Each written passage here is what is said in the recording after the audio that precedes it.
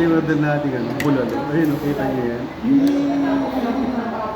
Sobrang kapaw, man. So, ayun guys, andito na naman tayo ngayon sa may bulaluan, sa may Laonglaan. Ayan, oh. Babantayan natin si idol natin dito. Ayun, nag-ihaw ng ano, ng giant pusit. Ayan, oh. Dang! Yung mga menu nila. Pagka kumain kasi kayo dito guys, parang nasa bahay lang kayo. Napapakita ko sa inyo, wait lang. Ito kasi yung pwesto nila, ito kasi yung pinakalabas. Ayan, ito. Tapos mayroon din po sila dito sa may pinakaloob. Pagka just in case na may mga party kayo, ayan, pwede pumasok dito guys. Pasok mo dito, ayan, oh. Mayroon silang hugasan. Oh. So, pang magano, ayan, oh, di ba? Ayos. Ito yung pinakasalamin nila, oh, di ba? Ayan, parang nasa bahay ka lang. Ito yung mesa, ayan.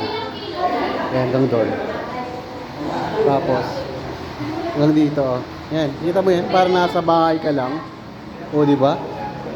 Cheers! Kasi sa loob, ano siya, air condition siya. Tingnan natin yung order guys, i-deliver naman dito.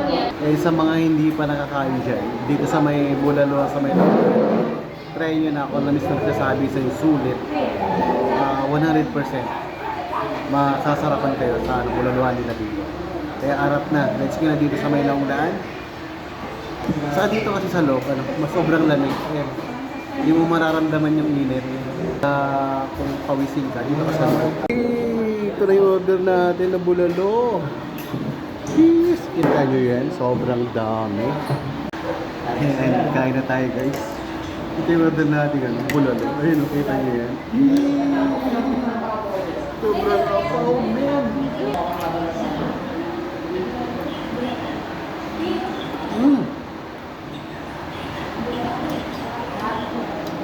Sobrang sarap talaga yung bulalo nila dito.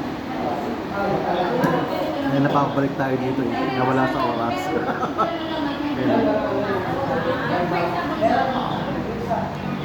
Tsaka yung namin kasi nila dito, sobrang lambot. Ayan o, kita nyo yan. Medyo mainit eh. Sarap. Sobrang lambot na yan.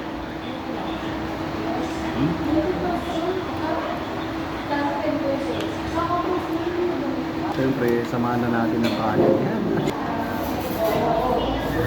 Yan. Sulit. Napapangiti ka na lang talaga pagka pumunta ka dito. Yan.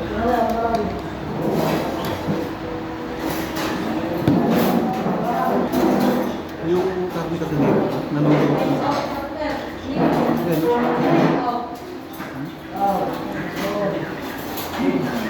Sobrang sarap. Ito kasing lalo sa Laonglaan sa mga paborito ko kayo ng bulalo. Pag gusto kumain ng bulalo, pupunta ko dito.